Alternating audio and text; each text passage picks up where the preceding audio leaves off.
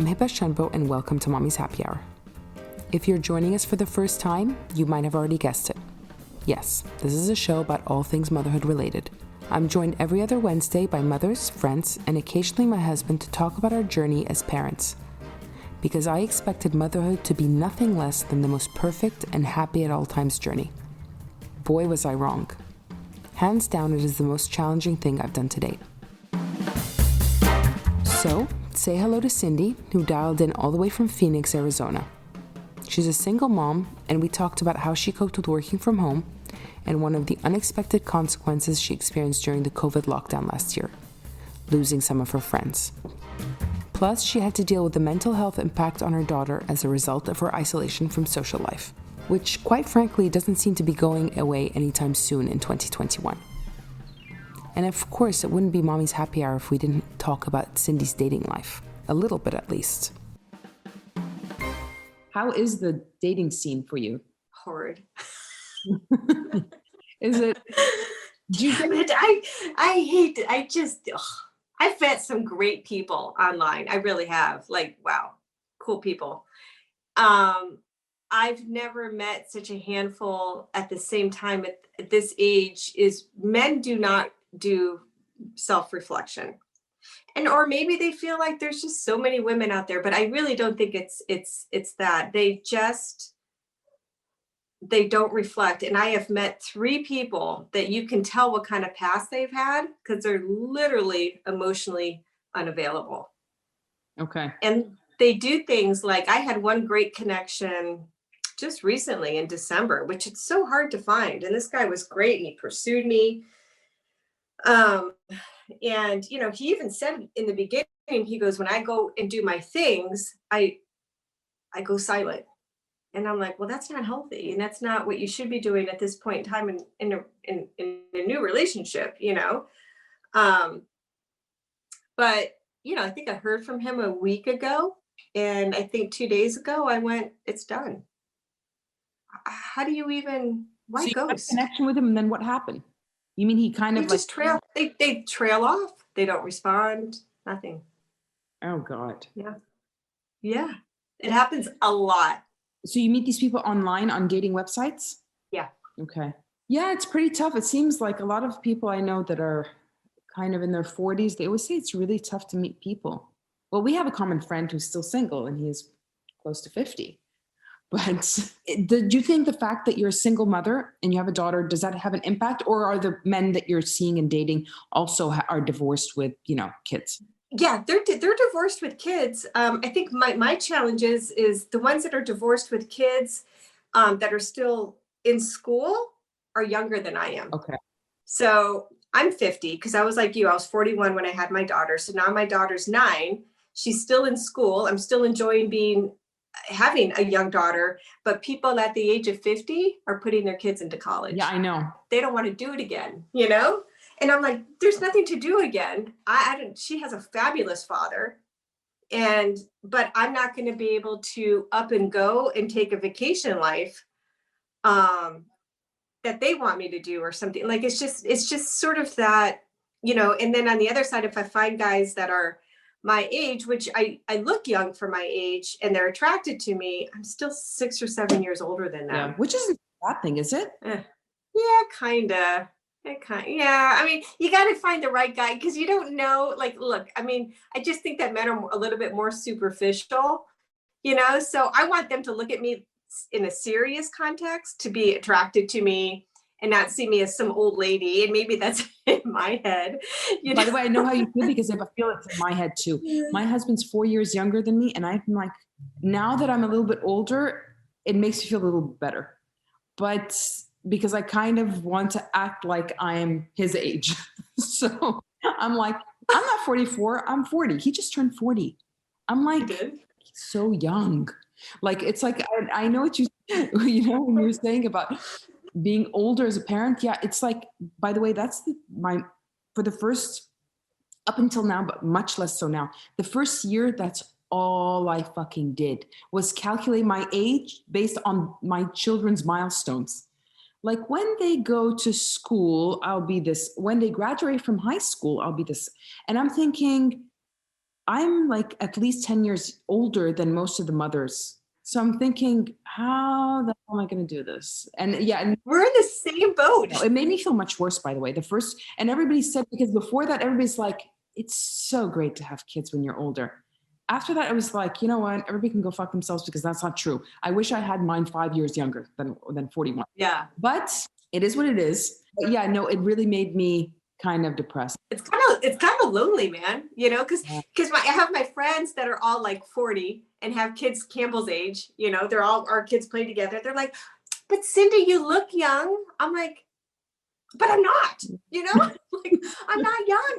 And you guys are like, you're just like, let me tell you what happens at 50. You can't have more than 2 cocktails. Okay. And you guys are cocktailing and doing like, I'm not 50, I'm not 40, I'm 50, I couldn't have 2 cocktails anymore at the age of 40. So I don't know what those bitches are doing because when I started at 38, I think it was even before 38, probably around 36. I was like, because before that I could go out partying like probably 4 nights a week. And I at 36. I really either that, I was like borderline alcoholic at that point in time. I was like bar hopping and martini drinking. Last time I was bar hopping, martini drinking was 32, and I was like loving it. After that, yeah, I agree with you. Like I was the 2 cocktails. You can have 2 cocktails. I can have 2 cocktails a month now. Yeah, that's pretty much for real. Yeah. I crave that glass of wine. Yeah. And then the first one goes down and I'm like, yeah, I'll have a second one. And I'm halfway through it and I can feel myself I'm going to be sick tomorrow, You know what I did my first year of motherhood? I said, no, I'm going to go crazy with being at home all the time because, okay, it wasn't COVID, but I was stuck at home much more than I had expected to be at home for my first year when I had my kids the first year. So I was stuck at home. And then I kept on saying, what I will do is after I put the kids to bed, I'll have a drink or 2 just to relax and be okay. So I did that a bit. And then it's like, I'd wake up the next morning. Oh my God, so hungover. I'd be like, no, because of course I have to wake up at 6 o'clock in the morning with these kids. So yeah, I was like, no, this is not going to work. I said, no, I can't drink, but I wasn't drinking very often. And then after at one point I said, no, I'm craving the drinking because I need an outlet, a mental outlet. So I started drinking in the afternoon. I said, when they're napping, I'll have a few drinks. So by the time they're up, I'll be much more chilled out. So if there's screaming and crying going on, I'll be able to handle it better for sure. I did that for a while. It worked. And I said, okay, this is working a little too well. I'm going to be like this lush alcoholic mother. So after a month, I was like, yeah, no, I need to stop this. So I stopped it. But I was like, but I have 2 drinks in the afternoon. So by the end of the night, by the end of the day, I'm fine. I've recovered, right? And so the next morning, there's no issue. I think a lot of moms do that. I just remember even having like 1 drink and I'm just not a good drinker. Like I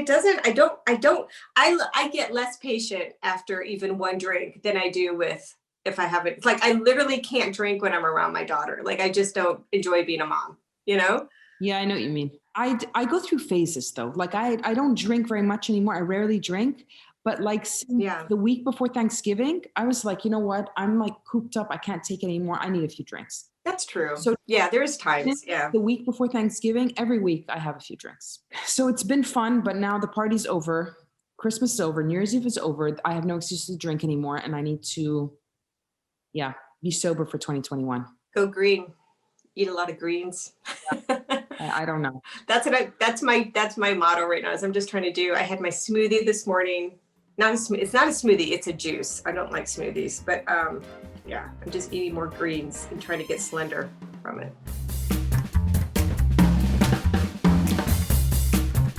I think you kind of answered the question if I'm not wrong, but your biggest insecurity about motherhood and how you deal with it. So I'm assuming it's maybe your age, the fact that you're older. Is that one of your insecurities about motherhood or am I wrong? No, I think my insecurity about motherhood is my patience. And my temperament. Okay, the fact that you are patient or no? No. No, Heba.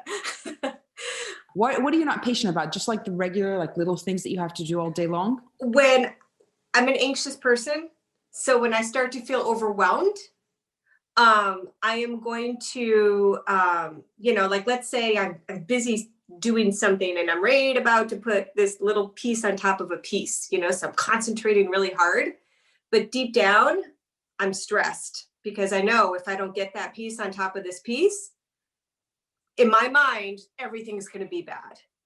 That analogy is what I do to myself. So then you get this cute little voice that pops in and goes, "Mommy."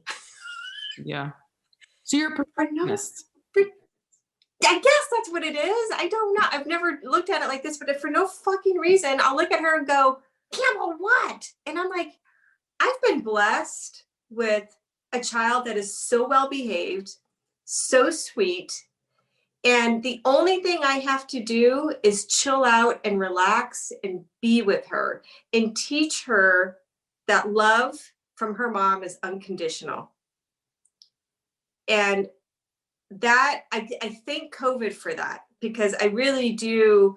It's made me pause a lot more and made me throw things to the side a lot more and calm my anxiety down. So yeah, I don't like it when I lose my shit and I yell.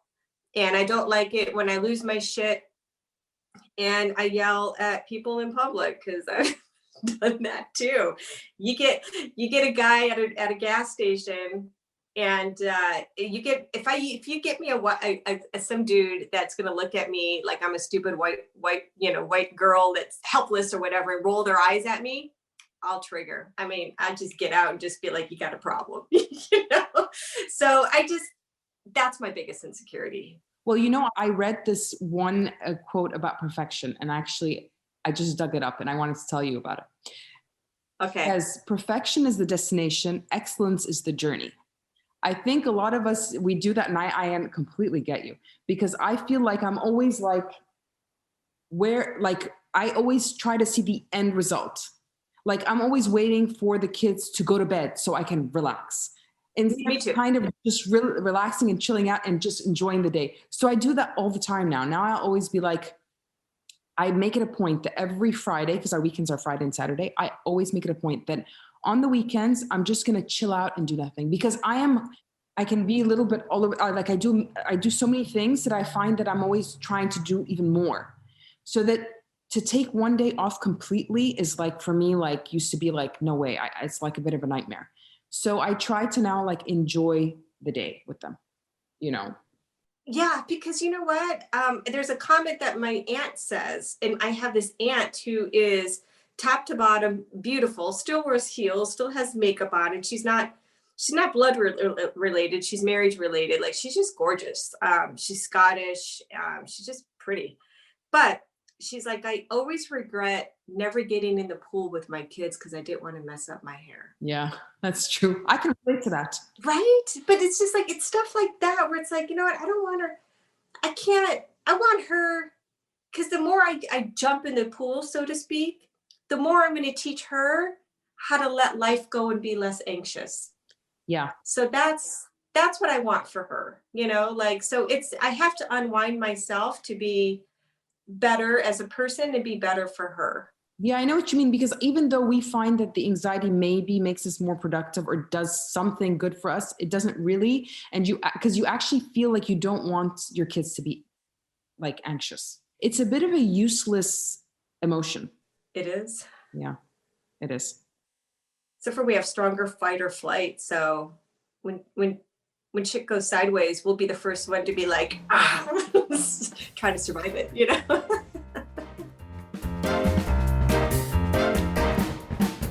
My kids are supposed to be starting daycare again. And my husband and I keep on we're like, shall we put them in? Shall we not put them in? Today he's like, oh, we're going to put them in. Let's put them in not every day. And I was like, no, I'm putting them in every day. Because I mean, like you said, it's like, I feel so sorry for them. I feel like they're like, well, I'm relatively lucky because I have twins, so they can kind of entertain each other. Your daughter's alone. And she's a little bit older, I guess. So she's 8. My kids are turning 3. I just feel like it's so sad that they're just stuck at home. They have all this energy, and I just wanted them to be able to kind of learn things or just kind of, interact with people. And my daughter, I've seen a huge difference from when she started daycare. She was much more introverted. Now she's much more sociable, and I find it such a shame that I have to keep them at home. It's a big difference. Did you ask your pediatrician? Because to me, staying home every other day, I mean, it's a 2-week exposure. You might as well just go all in or go all out. That's. They get sick all the time at this age because they keep kind of get like the sniffles, the cough. And they've gotten sick twice so far. And my pediatrician made me test them for COVID and they came out negative, thankfully. I don't know. It's very tough. But, and how about your daughter's friends? Do they get to speak to each other? Do they use Zoom? Do they interact like that? Yeah. And that was the other thing like the beginning of the school year, I talked to the pediatrician. I'm like, should I take her back to school? And then I told the pediatrician what I saw in her depression. And then I said, and by the way, she's on her iPad all the time now because that's how she communicates with her friends, and she's like, let that go. She's like, they'll be okay on that. She's like, that is the one thing that's their only social outlet. And in fact, she dropped her iPad in December and it broke. The screen never came back on again. And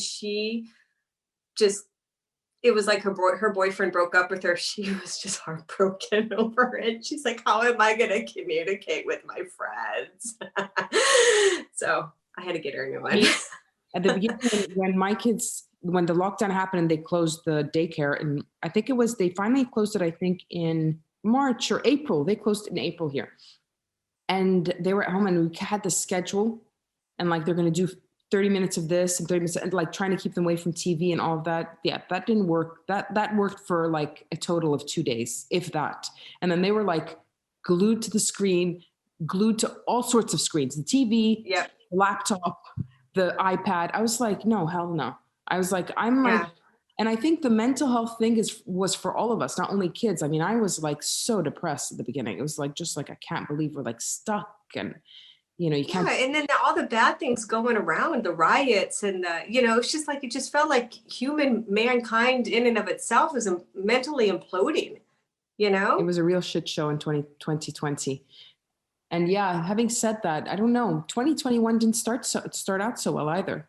We had a good 5 days, man. I know, and then all hell broke. Of hope. But yeah, so what are your expectations for 2021? The same. You think it's going to be bad? Yeah, I don't have much. I mean, listen, I mean, I just don't see how there's not going to be a shakeout from this. So many people have had to stay home. I work in finance and they had what do you call those analyzers? An analyst on the phone from our company. And he did come up with something that I thought was positive. A lot of people have been able to pay off debt and save. So maybe the economy could get an inflow of cash back. But I still think there's a lot of people that are just way too impacted. In my neighborhood, which it's a good neighborhood, we have the Ring doorbells and on the Nextdoor app, somebody posted a guy last Sunday morning walking up to this house. He didn't ring the doorbell. He had a mask on. He had a hat down to just barely show his eyes, and he tried to straight walk into their house. Oh my. So like, the petty crime, and I talked to my sister who lives in Washington State, like it's just going up. And it's just the desperation that some people have to get something, or who knows? I don't know what this is, but there is either a desperation or there's a sense of things just not being in control, that people feel like they can get away with more. I don't know, But then how do you explain like saying your analyst said that people have been able to save and pay off debt? So how do you explain that? So because people staying, so what they saw is with some of the stimulus checks that we received in the US, okay, yeah. A lot of people, instead of using it to survive, they actually could use it to pay off debt. Maybe they were like dual households or something like that. And then also, and I can say that in my case, I have less expenses, granted, my daughter was home for a while all the time, but I wasn't paying for extra camps, extra childcare.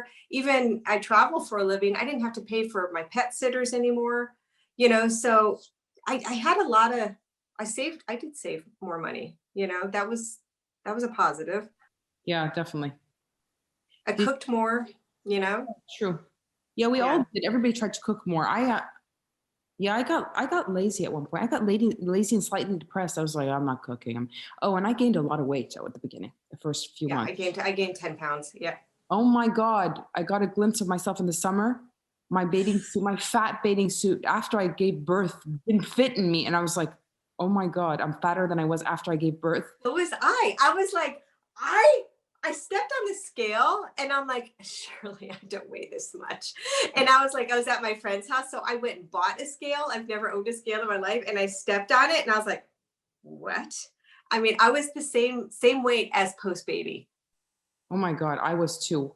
But I was like, oh my God, I can't believe this. I got a heart attack and a depression that really Mhm. first time catapulted me into like following a diet so seriously for 2 months, and I lost a little bit of weight. But I was just like, it was just insane. I was like, I can't believe and I think with the kids this young, it's like for some reason, we're in a new flat. It's been a year. I don't have any full length mirrors. It's like for some reason, I don't get to see myself. So it's like I just kind of didn't realize that I was packing on all this weight. Oh my God, it was Oh, awful. I have a wall mirror, and every time I walked by it, I mentally told myself that that pudge was just bloat. Yeah, I had bloat in my ass, my hips. I was like, oh my God. I'm a stomach. I'm like, oh, stomach's just bloated. I just got to eat a little better and it'll be gone. And Yeah. No, so yeah, so I know, I think some people think it's not going to be as good. I'm really hoping it doesn't. I'm really hoping it gets a little bit better. I try not to read the news all the time. Actually, I don't. I turned off my cable. That was another savings I did. Yeah, no, I stopped watching the news because of that. It just became too depressing. Um, I lost friendships. Did you? Yep. I think they'll come back, but I lost some. Yeah. And we're literally, it wasn't from being opinionated. It was from being unopinionated. I wasn't going to be an expert in a place I didn't want to be an expert, and I wasn't going to fight about it. It's true. I think there's a lot of like, but I don't find it's not so much 2020. I think before that, it's been the past few years. There's like a lot of like, it's very difficult to have your own opinion. If you're with somebody who doesn't agree with you, you can't agree to disagree anymore. It feels like if your opinion's different, yeah, you won't be in that same group. You kind of have to have friends that you kind of agree with to a certain extent. If you have different opinions, I find it like ends badly for some reason. So what do we do? Was that so that was probably my worst experience of 2020, because just when you kind of need somebody, I really realized if you have friends that aren't not on the same page, but going the same direction on some level, like, so a lot of the friendships that I lost were moms that were stay at homes. Okay. Those were two of them that were like mad about the COVID thing and more mad about the news. And I was like, So are these women close friends of yours, or have they always been stay at home? yes, yeah, Okay. yeah, They're close friends. They're really close.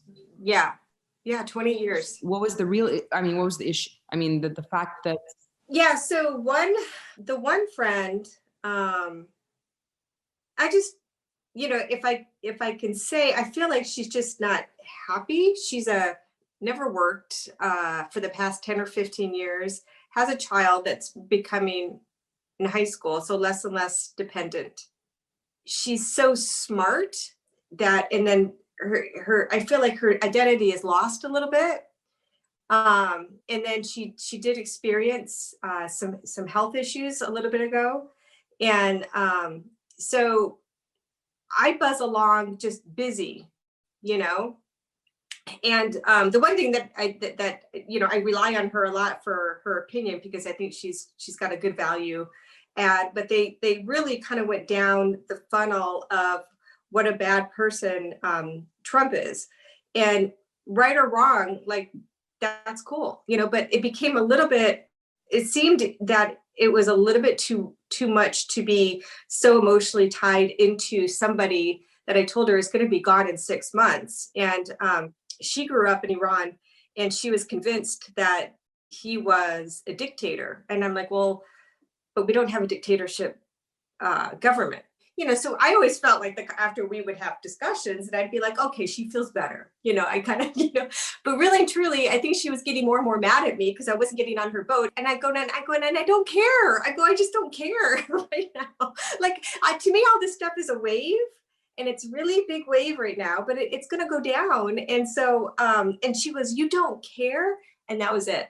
She got on me for not caring, basically told me to F off. Oh, wow. Yeah. So I don't think that was me, but it made me sad because I'm like, this is somebody that there's a lot going on in this world that's blowing up a lot of what it could be sparking something personal with us. But my whole thing is there's just so much going on, and it is going to provoke what other, depression or whatever, but to be aware of what this is, so it's just sad, Heba. It's just, and I don't feel like apologizing. I'm just not that, I don't even know where to begin with that, Yeah, I know what you mean. And especially, maybe you know what it is that the fact that you're working mother. And so I think maybe because of COVID, everybody had more time to just focus on a lot of negative stuff, I find, because I think we all got a little negative at one point. We were like I think everybody was pretty freaked out around the world about this whole thing. Yeah. But yeah, it kind of sucks when it's because I was actually going to ask you about your support system and, do you still have that good support system as a single mother and, you with your daughter, and do you get to hang out? Do you have other mother friends that, you hang out with their kids and they get along? And so I guess, do you have that, or is it just all of it kind of went to shit in 2020? My biggest struggle is I do feel pretty alone. And then what's interesting is I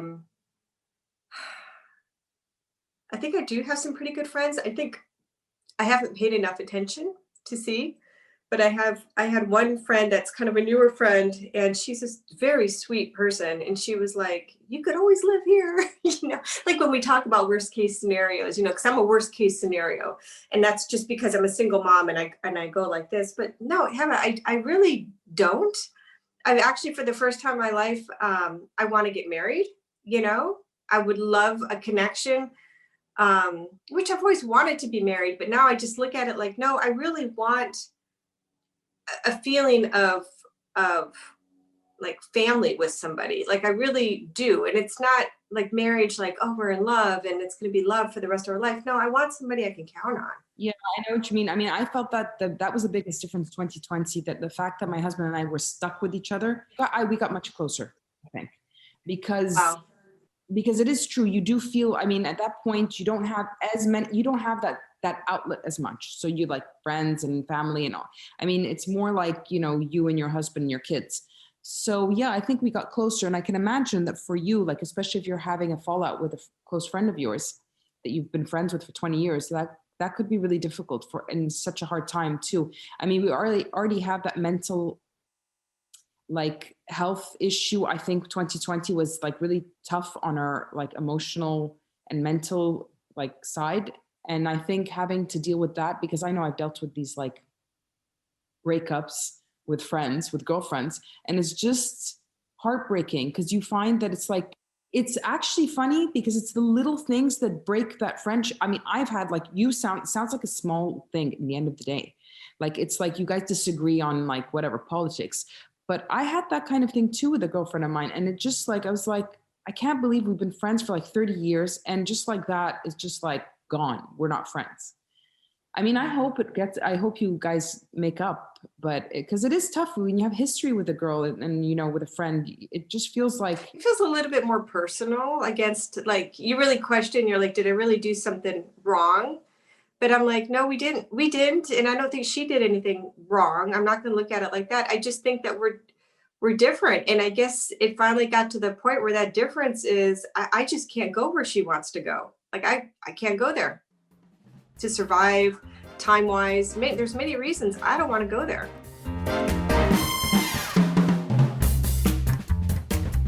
Okay. And the last question is, what's the biggest lie you were told about motherhood? And what is the biggest lie you've told about motherhood?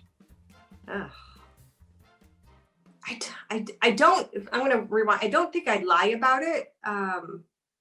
people will tell me, I don't know if I want to say this. People will say it's probably really hard being a single mom. Mm. I think it's kind of easy. Is it? Yes. Well, okay, I have shared custody, right? And I have shared custody with the dad that's really on board. Okay. How long have you guys been like not a couple? Oh, since she was 2. He's a good dad. I mean, he's lazy, so I do get her more than he does. Okay. But I don't know if I can handle it more or do better, but it's not that hard. Okay. It's hard, but it's not that hard. My biggest thing is my biggest disappointment is I thought that when we had a child and we had but this is just the person, not him.